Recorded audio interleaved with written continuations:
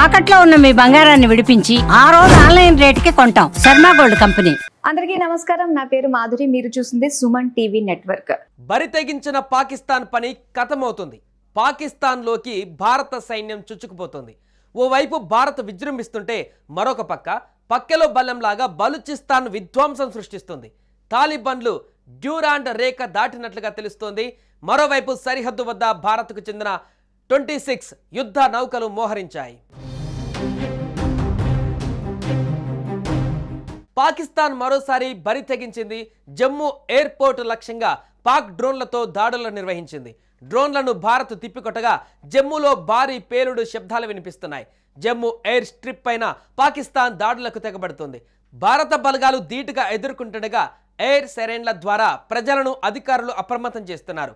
అందరూ ఇళ్లలోనే ఉండాలని సూచనలు జారీ చేస్తున్నారు. జమ్మూ మొత్తం బ్లాక్అవుట్ అయింది. F-16 విమానంతో పాక్ దాడికి యత్నించగా భారత్ కూల్చివేసింది. జమ్మూ, ఆర్ఎస్పుర, చానీ హిమాత్ ప్రాంతాలలో డ్రోన్ దాడులు జరిగాయి.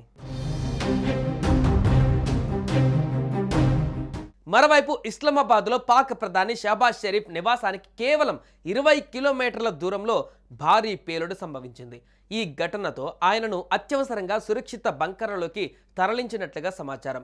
అధికారికంగా దీనిపైన ఇంకా ప్రకటించలేదు కానీ ఇది పాక్ పాలక వర్గంలో తీవ్ర ఉలికిపాటుకు దారితీసింది.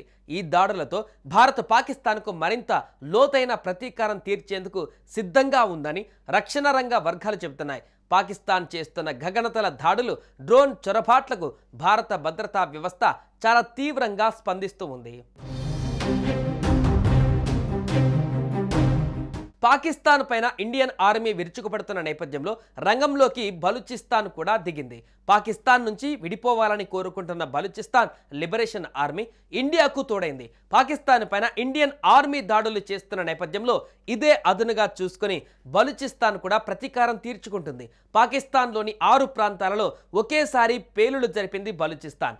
దీంతో చాలా మంది పాక్ సైనికులు అలాగే సాధారణ ప్రజలు కూడా మరణించినట్లుగా తెలుస్తోంది. అటు క్వెట్టాలోని పాక్ ఫోర్సెస్ ప్రాంట్రియాన్ క్వార్ట్స్ హెడ్ క్వార్టర్స్ పైన దాడులు నిర్వహించింది. 14 మంది పాక్ సైనికులు మరణించినట్లుగా సమాచారం.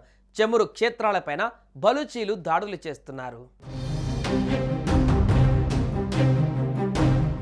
మరోవైపు భారతదేశం పైన పాకిస్తాన్ ఇప్పుడు ఓ కొత్త విధానంతో దాడికి సిద్ధమవుతుందని ఇండియన్ ఆర్మీ హెచ్చరించింది. ఇది ఎటువంటి ప్రత్యక్ష పోరాటం కాకుండా సైబర్ యుద్ధం రూపంలో ఉంటుందని నిఘా వర్గాలు హెచ్చరిస్తున్నాయి. గలీజ్ దేశంగా పేరు పొందిన పాకిస్తాన్ ఇప్పుడు సైబర్ దాడులకు ప్రయత్నిస్తున్నట్లుగా సమాచారం. ముఖ్యంగా అజ్ఞాత నెంబర్ల నుంచి వచ్చే మెసేజ్లు, లింకులు లేదా ఫోన్ కాల్స్ లిఫ్ట్ చేయవద్దని కేంద్ర ఇంటెలిజెన్స్ వర్గాలు విజ్ఞప్తి చేస్తున్నాయి.